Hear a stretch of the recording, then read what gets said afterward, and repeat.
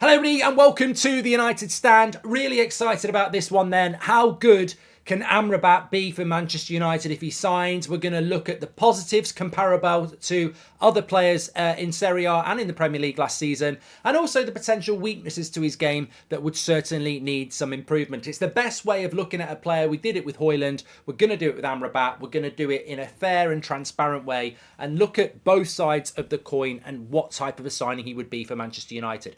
So let's start off with something that I suppose could be perceived as quite a negative. Fouls per 90 in Serie A last season. Amrabat was number one. So he's number one in this area. He's completed the most fouls in Serie A last season. As you can see, quite clearly number one, averaging 2.3 fouls per season last season. And on top of that as well, he also picked up the most yellow cards in the Premier League, not in the Premier League, in the Serie A last season. 12 yellow cards. Sorry, he was second with that. So effectively, I think that straight away, you should know this about Amrabat. I mean, some of you won't know anything. This will all be fresh news for you. And I think what we're going to end up with here is a player. I don't want to give a spoiler away, but I think we're going to end up with somebody that's very distinctive in what Ten Hag is looking for. So, look, he's a tenacious character. He likes a tackle. He likes a slide tackle. And he's not always timing those tackles particularly well. That's something that we learn straight away. But also, I think the next thing we need to look at is this. When he's making these tackles, is it because he's making so many of them? The more you do something, the more mistakes you'll make. Is it volume that's causing the thing? And I suppose the answer is yes and no. Because when you look at the most defensive duels in the Premier League, in Serie A, I need to stop saying Premier League. When you look at the most defensive duels in Serie A last season, then he's not in the top 5. He's down in number 12 with 7.3 defensive duels per 90, which isn't terrible. But his success rate in it is 61%. Now, if you took someone like Blin, his success rate in his defensive duels, because you can have 8.7 defensive duels, but how many of them do you actually win?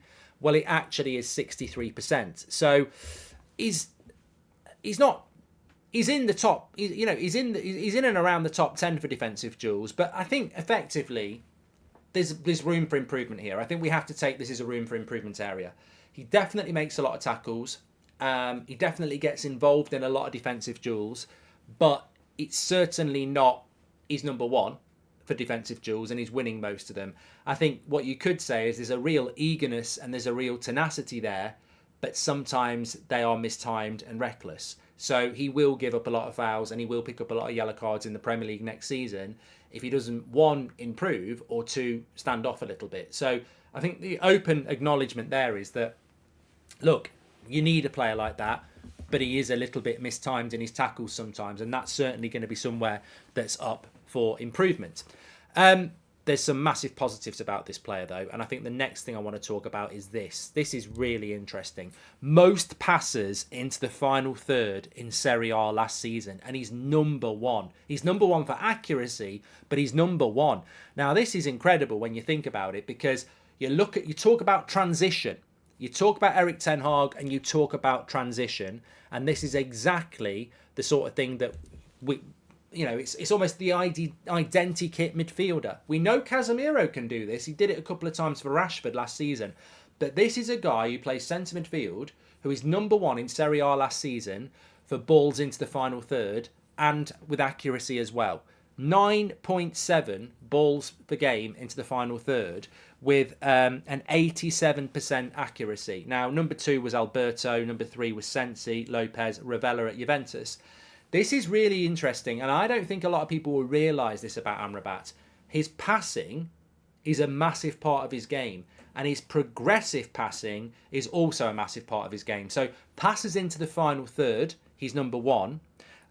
Progressive passes, which is obviously passes that are, progressing up the pitch, again, he's in the top 5 for that, with similar players, Sensi, Lopez, Alberto. So, look, there is a player there that will transition you into the final third. In a more simplistic way, Amrabat doesn't score goals and he doesn't get assists. That's just last season. He just doesn't do that. He'd probably be the pass before the assist. He's the guy who gets the ball into the final third, and then it's for the creators to make and score the goals. But it's a very big skill to have in a transition, and it's probably something that he doesn't get the credit for. Conversely, that leads into this. Most sideways passes per 90, i.e. lateral passes. So he's number one again. Now, people will say, oh my God, it's back to crab football. But you've just seen there that he's got the most, he's number one for passes into the final third. So he's a very progressive passer, but he's also number one for passes sideways. So, I mean, what you're getting there is a midfield controller that I think some people have wrongly written off as a guy that is just going to spend his time, you know, mistiming tackles, running around a lot like Fred. And actually, on the ball, he's really, really, really creative. Those balls in the final thirds, those progressive passes, but also those sideways passes.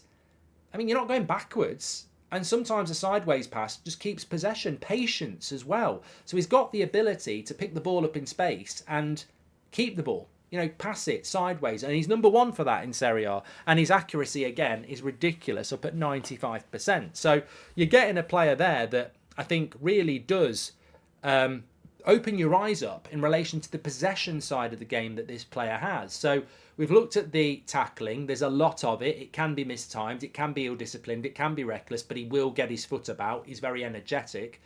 We've looked at his passing, and he will get you in the final third. You know, he's an adventure, and it's not easy to do that. It's not easy to be number one in Serie A for progressive passes into the final third, because you've got to be accurate to do that. I mean, look, Harry Maguire puts them on Instagram. He's doing that, what was it, up to 10 times a game, pinging it with a 87% accuracy into the final third. It's a major asset, and I just don't think people are reading it. I don't think they're seeing it. And as well, I think this is really interesting as well. There's two more things I want to go on. Most progressive runs per 90 in Serie A last season. Now, look, people say, well, he's not in the top 8. But look, Barella's fantastic at this. Some of these players are attacking midfielders. Some of these players you'd expect to get the ball and progress the ball. And what is a progressive run? I suppose people would quite rightly say. Well, a progressive run is not a dribble. A progressive run is basically, and sometimes the parameters of these stats are quite distinct. A progressive run sometimes isn't classed as a progressive run unless you run with the ball 10 metres. You've got to move with the ball 10 metres. Sometimes with some stats it's 5, but basically it's not dribbling, it's getting the ball, carrying. We call it carrying in the Premier League. Declan Rice is good at this. You get the ball and you take it forward. Because, all right, we're not playing NFL or rugby, but yardage is important in football. In the sense that if you've got the ball in the centre circle and you can take it forward 10 metres, you're 10 metres closer to the goal. And the way teams set up, it's not that easy to do that. So the fact that Amrabat has that in his locker, the ability to get the ball and drive forward into space, again, it's another asset. He can get the ball, and it makes him a very difficult player to deal with. And if you play Amrabat, Casemiro and Bruno, then you've got a really wide skill set in your midfield three there, because we know Casemiro can hit those balls. We know Bruno can hit those balls. And then you've got Amrabat who can hit those balls and also exploit space. It makes your midfield really, really honed in on transitional football. Because transitional football isn't just pinging a ball to Rashford 30 yards. It's also, there's space in front of me, I'm going to run into it. So I think he's a really interesting player. And that word keeps coming back to me. Transition. And I think that's really important. But one final thing I did just want to bring in as well. Accurate crosses in Serie A last season. Amrabat was number 2. Number 2 for accurate crosses. Now, he only averages 1.5 crosses into the box per game, but he was number 2 for accuracy with it. Which, when you think about it, most people who put crosses into the box are going to be fullbacks or wingers or sometimes attacking midfielders. So again, it just shows he's got this amazing... And look, you can focus on the crosses if you want. He probably won't put that many crosses in at Man United. But you've got a guy here that I don't think gets enough credit for his ability to transition accurately. Whether it's crosses into the box, balls into the final third, progressive forward passes. It's arguably one of his biggest traits. But people are thinking he's the Moroccan Fred or the Moroccan McTominay. And actually, they can't do that. When you look at Scott McTominay, right, and you compare him, I wrote some things down here. Passes per 90, 56 for Amrabat, 32 for McTominay. Forward passes per 90, 15 with an 85% accuracy for Amrabat, 9 with a 76% with McTominay. Progressive runs per game, as we know, it's Amrabat is looking at around, I think it was around 1.9 per game. Scott McTominay 0.9. Progressive passes per game, I think it was around 9 for Amrabat, 4.3 for McTominay. Final third passes per game, 9.7 for Amrabat, 3.3 for McTominay. He obliterates him. And yes, McTominay's physical, but we know Amrabat's physical as well. So, look, there are rooms for improvement there. I think the tackling needs to improve. I'd like to see him get more involved in goals and assists because he's not really good on that.